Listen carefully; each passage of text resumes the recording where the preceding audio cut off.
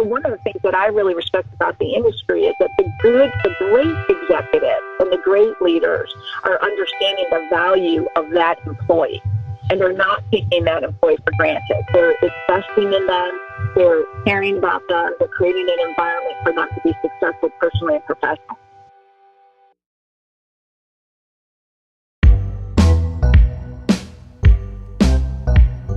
Ladies and gentlemen, welcome to the Talent Playbook Podcast. My name is Jason Ferrara. I'm the Chief Marketing and Strategy Officer at Outmatch and your host for the podcast. Our podcast focuses on strategies for transforming your world of work. So during each podcast, we highlight someone who's transformed their organization or industry in a significant way. Today's guest is Kathleen Wood. Kathleen is the founder and CEO of the frozen dessert company Susie's Swirl, as well as the principal at her consulting firm, Kathleen Wood Partners. But she's actually much more than that. She's super high energy. She's worked with some of the most well-known restaurant brands, absolute household names. And in fact, in some cases, she is the person responsible for making that restaurant company a household name. She's a consultant, a speaker, and an all-around just fantastic person. Definitely listen for her views on the importance of culture and how to build culture. Also take notice of her belief in a company's mission as its driver of success. She does a really nice job of giving some specifics around culture and mission as well. And not to be missed is her advice for those starting their careers, which turns out is great advice for us all, regardless of our seniority. I'm sure you'll enjoy the conversation with Kathleen. So without further delay, here's the Talent Playbook Podcast with Kathleen Wood. Hey, Kathleen, thanks for joining the podcast today. Really excited to have you on. Well, thank you, Jason. I'm excited to be a part of the podcast with you. Awesome. All right. So I think the first thing I'd like to do is, I know you, but I don't think most of our listeners will know you. So why don't you just go ahead and give a quick description of, your job, how long you've been doing that job, and we'll sort of set the stage with that question. All right, that sounds great. I think the word job is funny to me because I have always loved what I do. So I am that proverbial person that if you follow your passion, your paycheck will follow. Yeah. So for me, I'm actually an entrepreneur by trade. I have two companies. The first one is a very cleverly named business called Kathleen Wood Partners, and it is my consulting practice based out of Chicago, Illinois. You paid a lot. You paid a lot for that branding, right? Yep. It was a lot of market research, Jason, a lot. I can't even tell you the number of focus groups to end up there. Kathleen Wood Partners started 20 years ago, really with an emphasis on working with founders, entrepreneurs, and executives in the areas of growth strategy, brand optimization, and leadership development. So for the last 20 years, I've had the opportunity to work with amazing, founders, executives, and entrepreneurs who've all had, their company in some form or fashion and wanted to take it from where it was to where they ultimately envisioned it being. So that's been a great journey in and of itself. And I think that when you've been a consultant for many years, you also get the bug yourself to go, you know what, I've built a lot of companies for others. Why don't I build one for myself and for my family? So 6 years ago, my sister Sue and my niece Jen and I founded a company called Susie's Swirl because we wanted to again prove that, in the frozen tundra of the frozen northern Illinois area with frozen people 5 months out of the year, that we could offer an craveable, delicious frozen dessert. And that's really what, Susie's Swirl does. It's we provide desserts in terms of yogurts, gelatos, sorbettos. We cater, we do events, we have a whole retail line. So I really not only am a person that does consulting to help others grow their business, but I also work with my family every day to help us grow our business as well. Thank you. That's I'm just the note. I'm taking some notes as we go here, and I just wrote down work with family. So this wasn't a prepared question in any way, but tell us a little bit about that, right? You go through this time as a consultant, want to start something on your own, and you choose to do it with your family. So talk a little bit about that, and like why with your family, why not somebody else, and how'd that develop? It's such a it's a great question. It's a fascinating journey, right? Because I think when you've been a consultant working with so many other people for such a long time, you kind of find your own rhythm, right? And then, okay, this is how we're going to grow. This is the strategies we're going to put in place. This is the leadership development we need to focus in on. So, after a period of time, you get that rhythm going. And so for me, it didn't matter if I was doing restaurants, hospitality, healthcare, service industries. I could toggle my way through all of those. But the interesting thing is when I started with my family, I realized one very important lesson, and that is it doesn't matter about how much you know about your, business. It's about really learning to work with your family. Mm-hmm. And I was very fortunate that my sister, I'd lived my whole life for a great business partner. And here, unbeknownst to me and unbeknownst to her at the time, my sister ends up becoming my greatest business partner. And my niece Jen becomes a cornerstone for laying the foundation for Susie Swirl's growth. So I think working with family has as many ups and downs as it does, working with others, except for, the lines get a little blurry with the holidays. These conversations that can and cannot be had around the Thanksgiving table. Right. I was just shocked to see how many consultants we suddenly had in our family, because I thought I was the only one for all those years, and suddenly we have like everybody, and from 6 years old to 80 years old. So yeah. That was kind of cool. And but the greatest gift for me is that I never realized how much I didn't realize about working with my family, and how much I love working with my family. And it truly ended up being a great gift on such an unexpected level for me. So I'd love to get into that a little bit more about what it is you love about working with your family. But before we do that, because I do want to, your career is very interesting to me. It's a great story. So I'd love to have you just talk a little bit about how you got your start. Where did you start, and how did you get to the point where you're a legitimate consultant to the restaurant industry? Tell us a little bit about that journey. Absolutely. Well, for me, it starts all the way back before child labor laws, when I got my first job in the restaurant industry as a teenager, and just realized magically that I love the restaurant industry. I love the pace of it. I love the unpredictability of it. I love the camaraderie, the teamwork of it. Getting just crushed on a Friday night and rally to bring it back, to save the day, and all of the energy around the industry. So from a very early point in my life, I was in love with the restaurant industry, and continue to be so today, even though I work in many other verticals of business. But it still has a special place in my heart. And what I started to see as I was coming up through my career, I got my degree from the University of Wisconsin Stout in culinary restaurant management, and I kind of continued to follow my career path, in restaurant operations, and it was all going great.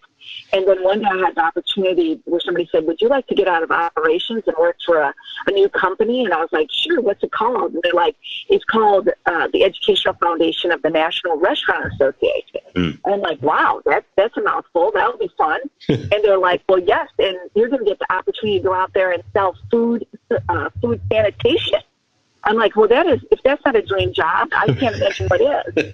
But it really ended up being an amazing job, because the food sanitation program ends up being serve safe. That, obviously today is an industry, standard for both business and consumers. But as I was going through my career, and, while I was at the Ed Foundation, I received my master's in organizational development, and I really loved this idea of why people make the decisions they do. What are the strategies that they, employ to achieve the results that they're looking to do?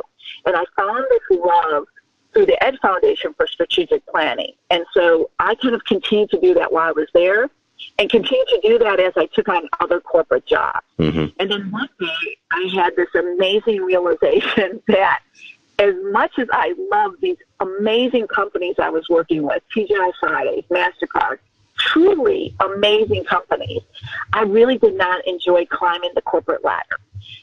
What I really enjoyed was building ladders for businesses. Mm-hmm. So way before, people were called hacks or gurus or whatever, I decided that I was going to go off the corporate track and go on to the entrepreneurial track and start my own consulting practice, and really helping these amazing leaders who had brilliant vision, help them transform it through, strategy, competitiveness, and really developing organizations that would grow with them as they took their vision to the next level. And that's really how I made that transition, was to understand that I love all my friends and corporations everywhere. I just think it just wasn't going to be my path. Yeah. Yeah. And that's, finding that, knowing when you found that path, I think is an important thing. How did you know? I mean, you said like one day you realized like, I don't want to continue climbing the corporate ladder, but like, what was it? How did you decide? Like, I see the marker and I know where to go.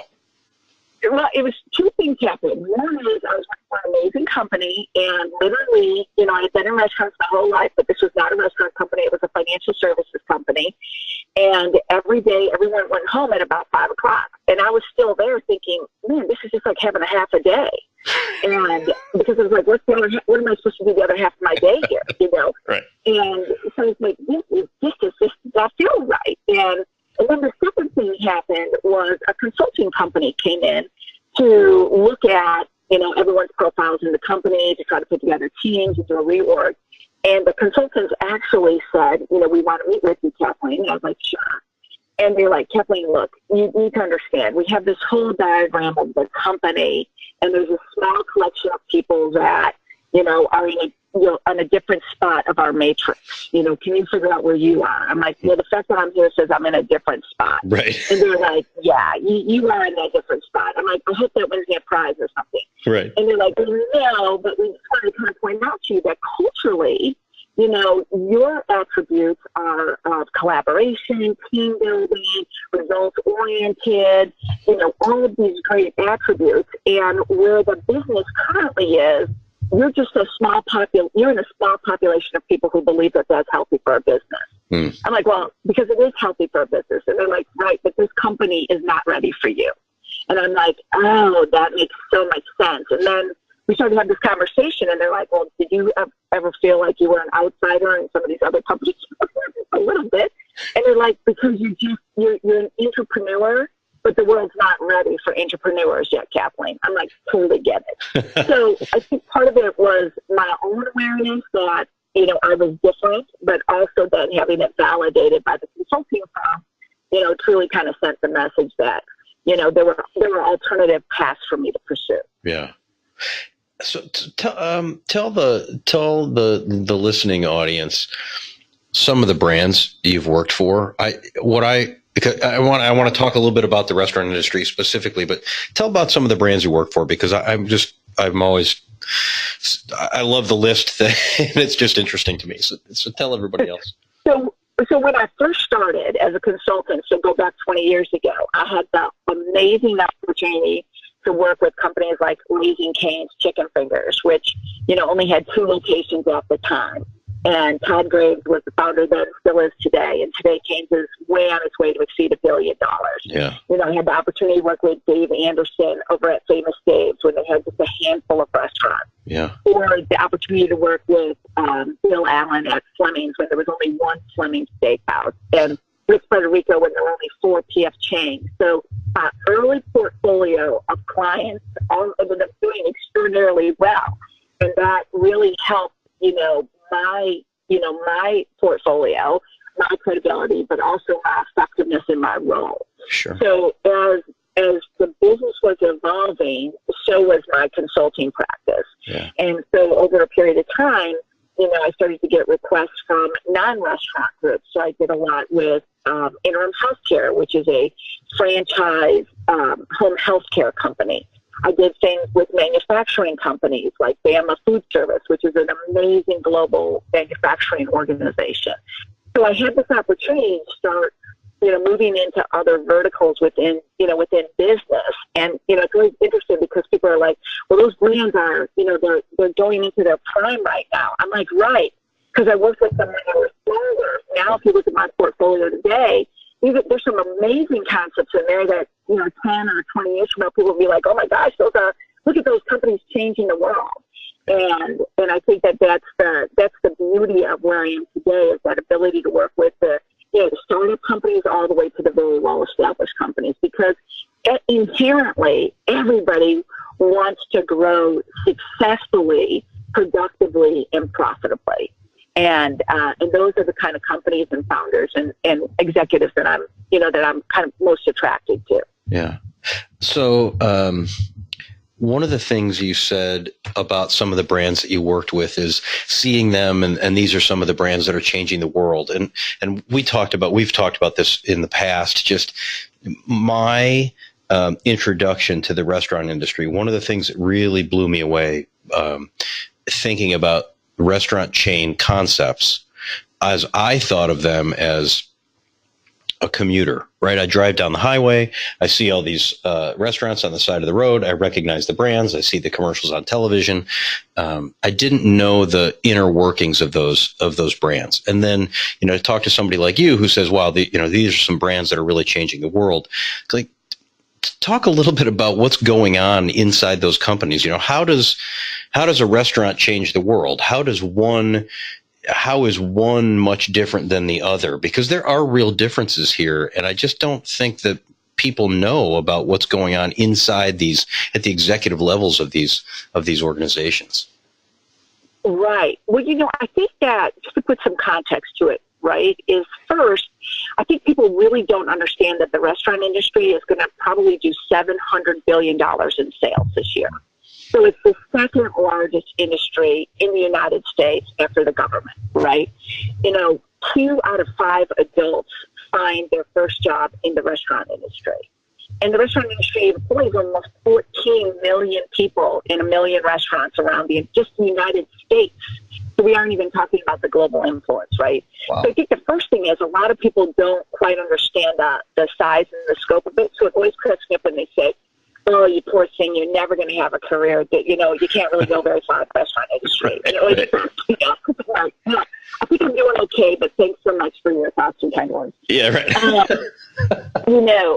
But when you really start to think about it, if you start to think about that, most people's first jobs are in the restaurant industry.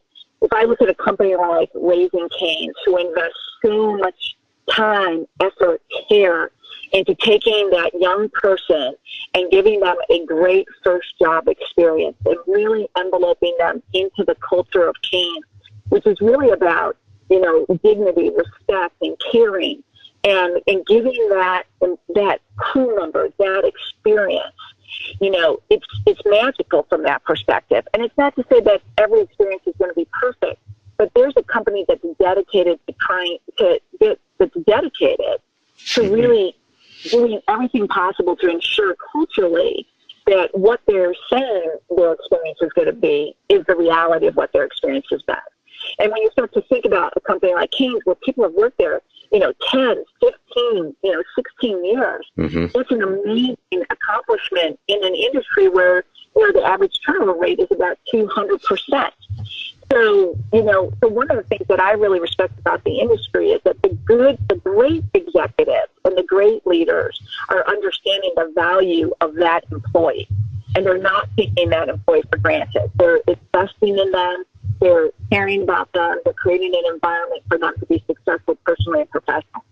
And to me, that gets very lost in the rhetoric of, what people perceive or what people think they know about the restaurant industry. Yeah. Well, thank you for that.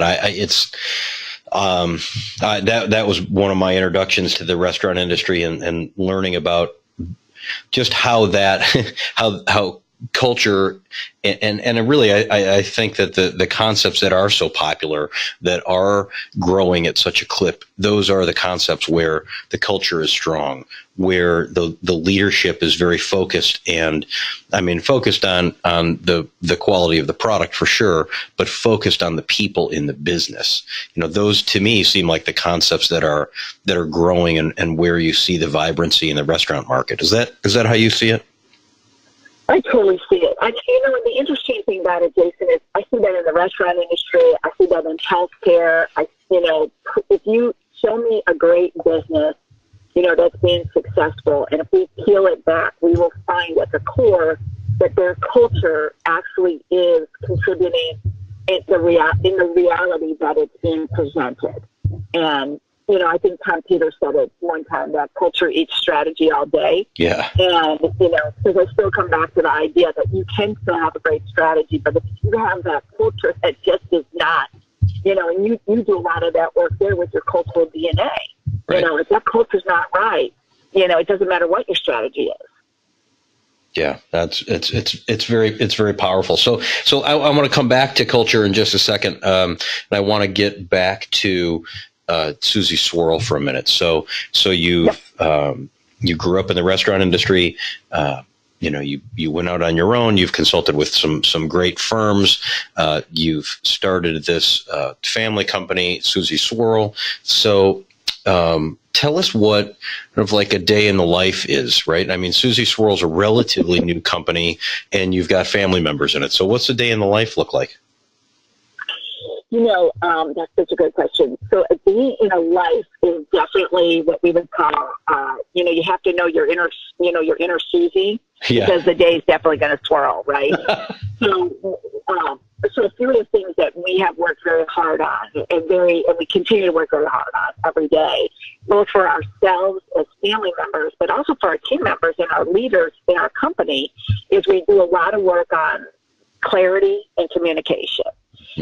Because our days kind of vary. So we can have a day where, it's a pretty predictable day because it's a beautiful day out, the weather's perfect. We kind of know the pattern of when all of our customers are going to arrive. Or we can have something, because we're in Northern Illinois, something like just last week where Tuesday we have an ice storm, so we're shutting down early.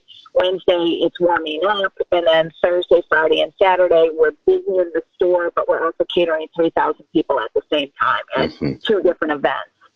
So part of it is our investment in not only ourselves but our team. And it really does evolve around our vision of igniting the American dream through innovation, great relationships, and what we call frozen happiness. But it's also staying true to our mission, not forget, not getting so caught up in the swirl of everything that we forget at the end of the day. Look, what we're serving is a delicious, craveable cup of yogurt, sorbetto, and gelato. So, nothing can ever be so earth-shattering that we forget that we're still in the business of frozen happiness. Yeah. So we try to regulate our days through great planning, through proactive planning, through consistent communication, through, really having our leadership team and our crew members take a very active role in the business. And, all the way from a decision-making perspective down to the execution perspective, because without them, we're not doing what we're supposed to be doing either. So it's there. I would say every day at Susie's is a very full day, either in what we're doing or preparing for what we'll be doing next. So let's bring culture back around to this. What is your goal with Susie Swirl and culture, right? Are you trying to build something unique, or are you trying to take that culture out to the general population, your customers? Like, how does culture fit this business that you have right now? Right. So I think the first and foremost is that, our culture really revolves around our mission. And our mission is to swirl goodness with great quality, craveable products that are good and good for you. To swirl greatness with our crew members and the experience and the personal professional development that they receive while they're with us at Susie's. And then to swirl gratitude for the customers and the communities that support us, and also through programs we have like Cups with a Cause. And these are amazing programs that we put together to raise funds for other organizations or nonprofits or schools or teams that are looking to do, good in the world by, swirling frozen happiness. So at the core of our culture really is our mission. And then And it's our responsibility as leaders to ensure that we stay in the discipline of staying in the lanes of our mission. So when we look to it from a much, like, if you switched it out 5 years, we would say that the number one thing that we want to be able to do is have a business where we really have stayed true to our philosophy that we make the first job the right job for everyone who's ever worked for us, so that when you look at the alumni of Susie Swirl, that they can honestly say that, that their job at Susie Swirl helped set a foundation for their success personally and professionally. Yeah. And that may not be true for everyone, but we want it for the majority. The second is we want to really use Susie Swirl as a model to inspire entrepreneurship. So we want to inspire, through some of our more progressive ideas that we have for growth. We want to be able to create accessibility for others, whether they're young people or people career changing, or it doesn't matter, whomever, but to really give them the opportunity to be inspired to either follow their American dream with a Susie's line, or to follow their American dream because of Susie. And then I think the third one really comes from a vision that Sue and I shared. When we started Susie, my vision was I did want to, really build a great business model for my family and to inspire others. For Sue, she was literally coming off an unexpected loss of her husband, leaving her with 4 children and her first grandson on the way. And she wanted to inspire her children to show them after profound loss, you could build a profound life. Mm-hmm. And it was in that combination of both of us, wanting to do well by the family, but also to do well for others, that's part of our swirling gratitude, is that we want to be one of those role model businesses that, just not one restaurant in the community, but really is the community's restaurant, for the good days, the bad days, and all the days in between. Oh, that's really powerful. Did you know that the business was going to be about yogurt and sorbetto and gelato, or did you have the mission first and then say, gosh, let's make frozen dessert? Like, what did they happen at the same time? Did you guys make that as a family? Because the mission is so powerful, right? How do you connect that mission with gelato? Yeah, it all came together. So we knew that the business that we were going to go into was going to be frozen desserts. We knew that right from the get-go. My personal belief is you have to have a mission. I call it the 16-year-old cup. Not like 16-year-old, bourbons, but more like a kind of 16-year-old person understand what you're trying to do. Right. And so we wanted to create and this is where, literally Sue, Jen, and Sue's other daughter, Julie, and we would sit there thinking, okay, and Julie at the time was like 14, so it was like, how do we bring to life, how do we articulate what we want to do in a way that someone's going to understand and be able to connect to? Because we didn't want young people coming in going, okay, yeah, just slap your, sorbetto into the cup and, heave ho, out you go. Right. We wanted them to understand that this was a very unique opportunity for them to be a part of something that later in their life they would be able to tell, to be able to share their experiences to make business better or to make their community better because they learned sound business practices while they were with us. And so I would say that it probably all came together at the same time, because I remember we were doing those first training sessions and we had it on a flip chart and we would kept, kind of fixing it as we're going and like, okay, does everybody get this now? And they're like, oh yeah, that makes total sense. Okay, perfect. I was like, okay, swirling business is done, boom. So definitely a collaborative effort of a lot of young teenagers and Sue and myself.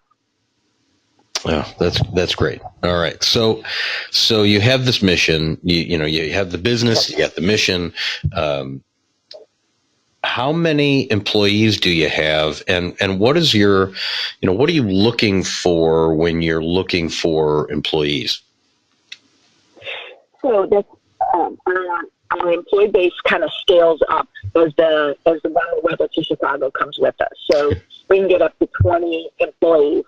And 25 employees without a lot of problems between March and April. Mm-hmm. Going from a base of probably 10. Okay. we're very clear about who we're looking for, though. And it doesn't matter what role they're coming in at. But what we are looking for when we're looking at a high school, kind of a young person, we are looking for someone who is very actively involved in either sports or clubs or their church or their community or volunteering or, whatever activity, the band. But we want a very actively involved young person to apply at Susie Swirl. And the reason why is because we can teach them how to swirl. That's no problem with that. We have a great orientation training system and evaluation and feedback program. So we have all the mechanisms in place to help them develop.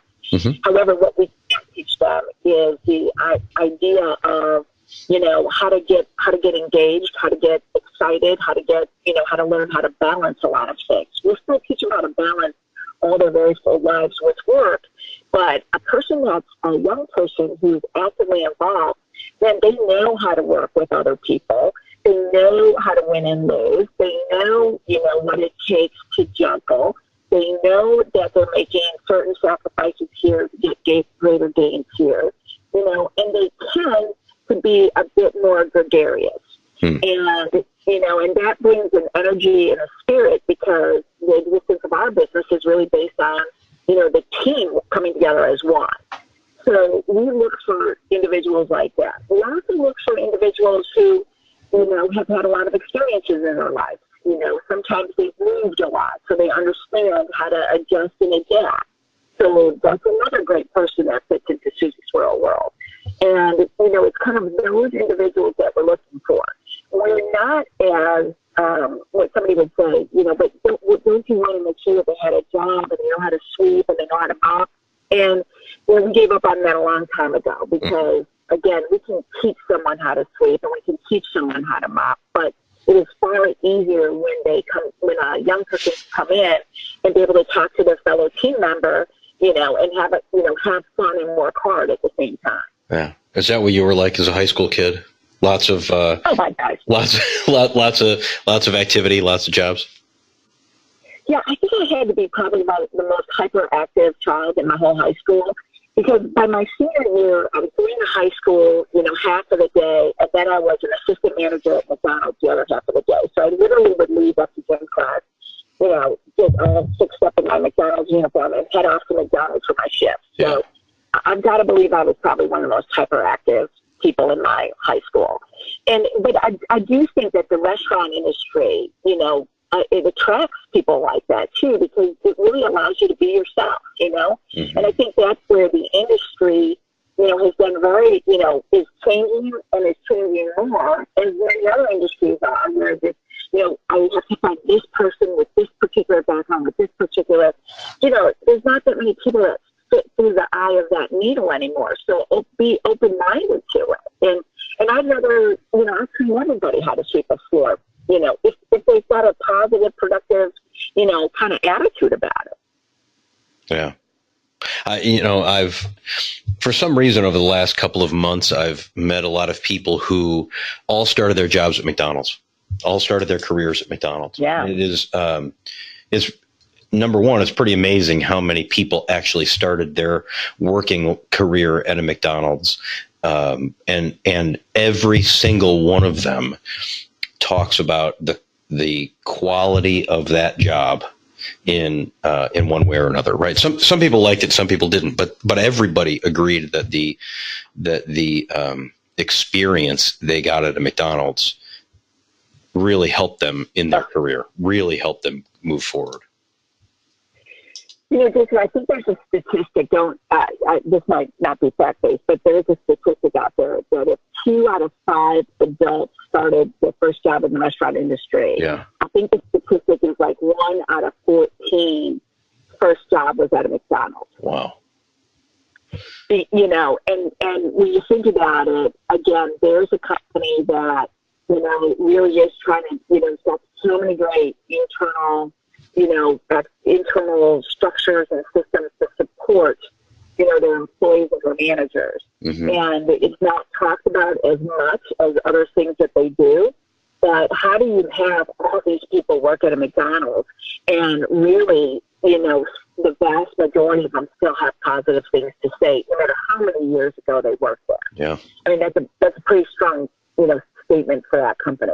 Very much so. And I want to ask a question about keeping your employees engaged. And I think this is a great opportunity to do that, because clearly if you're still happy or you still have positive feelings or thoughts about, a job at McDonald's, which could have been years ago, there's a level of engagement there that they were able to achieve. So, how do you think about engagement? I don't think the engagement statistics in the restaurant industry are particularly good. So how do you accomplish, the level of engagement you want in your business, and right. Others do that too? So I actually believe that the number one strategy for engagement is investing time. There's just, we get so busy doing so many things, and we suddenly forget that this person made a choice to come to work today. This person made a choice to come support, my dream, right? Or our dream, or our company, right? And I think that one of the things that I have really learned is that, we need to spend time, sitting down and just having a conversation about how things are going, what they want to, what people want to work on, what they're frustrated by, what areas do we need to improve upon, and creating, everything that we all want: engagement, inclusion, collaboration. But it requires a authentic investment in time. And so when I think about where business is going, business is moving so fast. And one of the things that I think is being sacrificed in that is the time that we can invest getting to know people, getting to understand people, and getting to figure out what makes a person tick, so that we could provide them with the opportunities for growth, development, and retention. And, everyone always says what's the hardest thing to do, is to find the time. But what will you do when they're not there? Because then we really be out of time. So there was a challenge put out one time that said, can you take your key people and see if you can spend 1 hour a month with them uninterrupted. Oh. Just one-on-one, 1 hour a month. And you know what? That is, to me, a gold standard, because that is not always an easy thing to find. If you have 6 people reporting to you, you think about it, how hard could 6 hours be? But then you go to try it. You're like, until I make this a priority, it won't be a priority. But that 1 hour means so much to the other person. And in that same time, during the conversation, you find ways to keep people engaged. We find what our leaders are looking for in conversations with them, just sitting down and talking about, where are you? We just finished our development program where we asked them to future 1 year out. Where do you want to be? What do you need to get yourself there? How can we support you in that?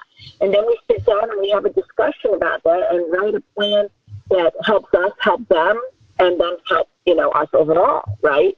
But it's got to be, I can't even say it enough. It's really about a time. You can throw all the money you want at it, and that's going to help superficially, but time is really what's going to make the big game changer.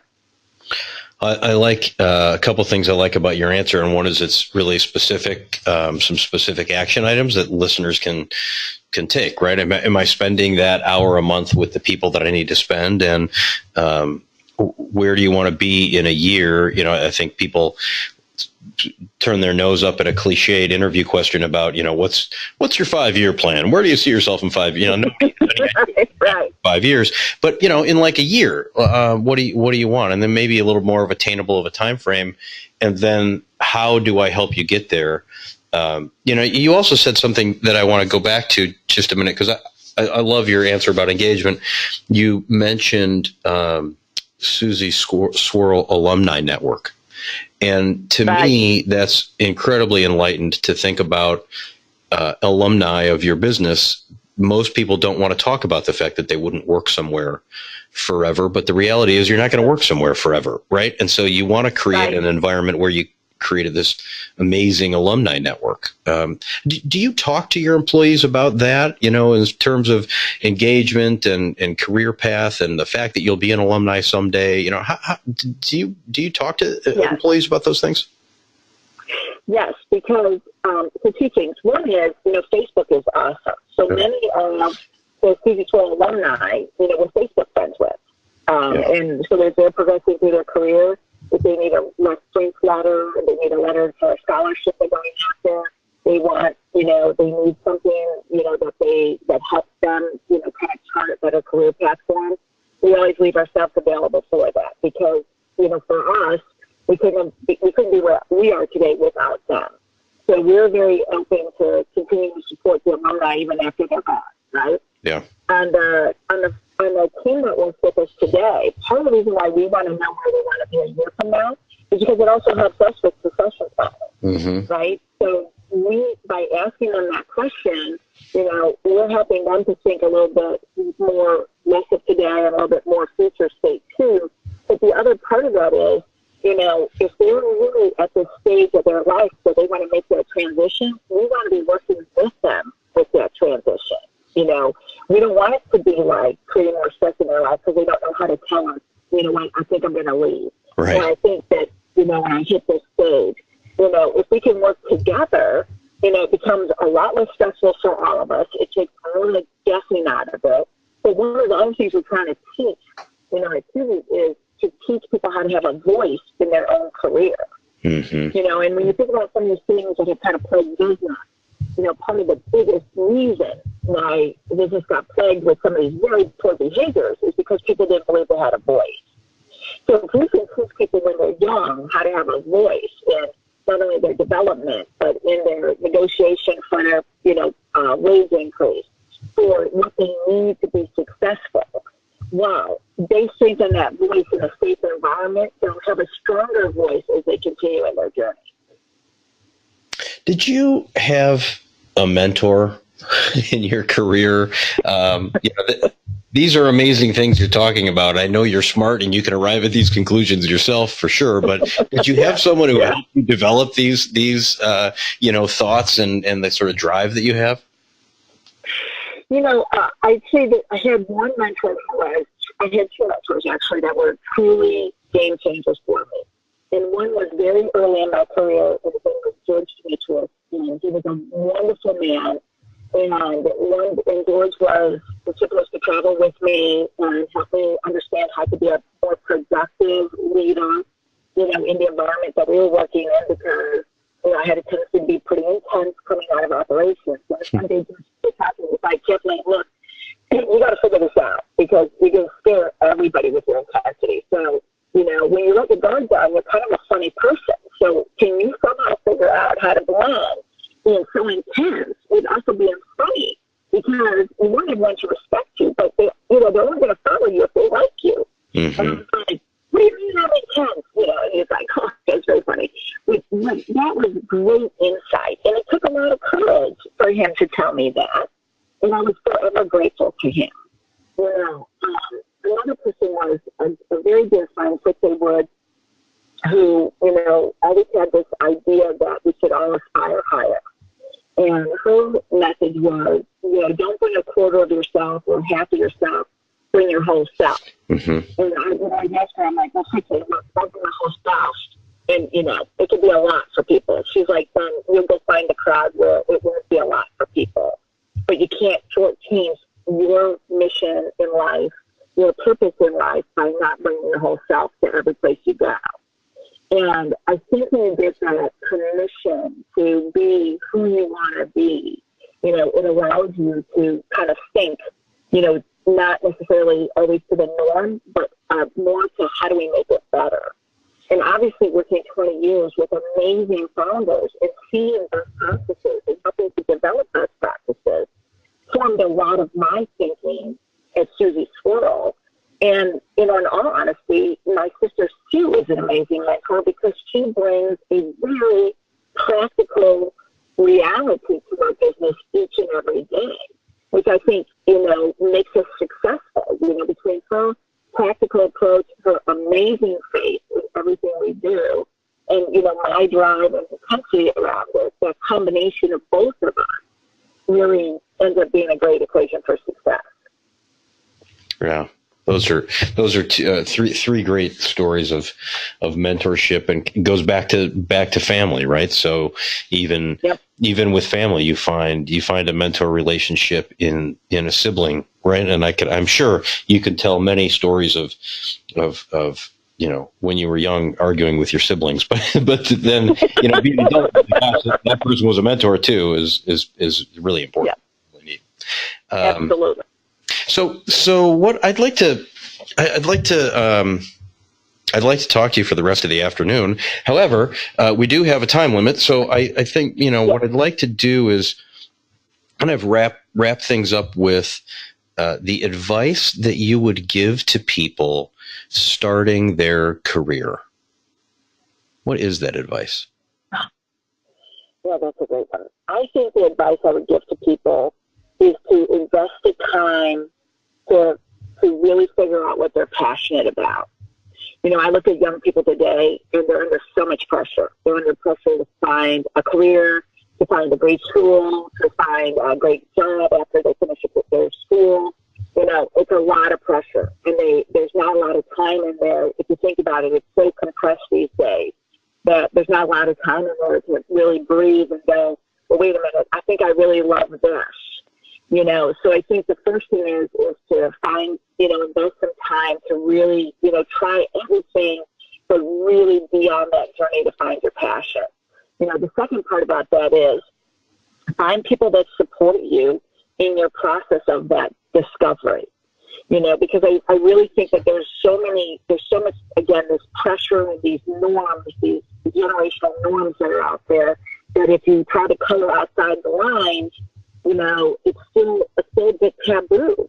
And, and we're losing great, creative people, great people that could change the world, because the pressure when they're young is really to get in that line, get in that box, and, stay the course. So, find the passion, find the support. And then the third thing I would definitely say is don't discount what you love because everyone doesn't agree with you. Mm-hmm. Do what you love, because we're supposed to live a life of joy and not of pain and struggle. That will come as part of our life's journey. But when we're doing what we love, there's more love and less of pain and struggle as we go. That's great advice. Thank you for sharing that with us. And thanks for spending the time today to talk about this. I appreciate it. And I know you've got a rare, sunny, relatively warm day in wintry Chicago. So I want to let you get back to enjoy some of that. Kathleen, thank you so much for the time today. And I look forward to seeing you and talking with you again. Well, Jason, thank you so much, and thanks for everything that you are doing and Outmatch is doing to help, bring people to the right cultures and the right places to do great things too. So I really appreciate all that you all do, and thank you so much for the time today as well. Great. You're welcome. Talk to you soon. Thank you.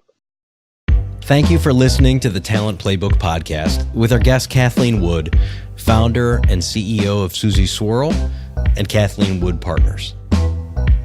If you'd like to learn more about Kathleen, you can start at LinkedIn for her professional profile. You can see her website at kwoodpartners.com.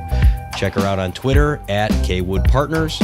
And also check out suzieswirl.com, SUZYSSWIRL.com. You can subscribe and download this podcast on iTunes, Google Play, iHeartRadio, Libsyn, SoundCloud, Spotify, YouTube, and at Outmatch.com. Thanks to Kathleen for her time. I'd also like to thank Joni Doolin for introducing me to Kathleen. It's been really great getting to know Kathleen, and we had a lot of fun on this podcast. Thanks also to Charles Summers and Chris Gardner at Outmatch for the technical assistance, and our theme music composed by Chris Gardner. Until next time, this is Jason Ferrara saying thanks for listening.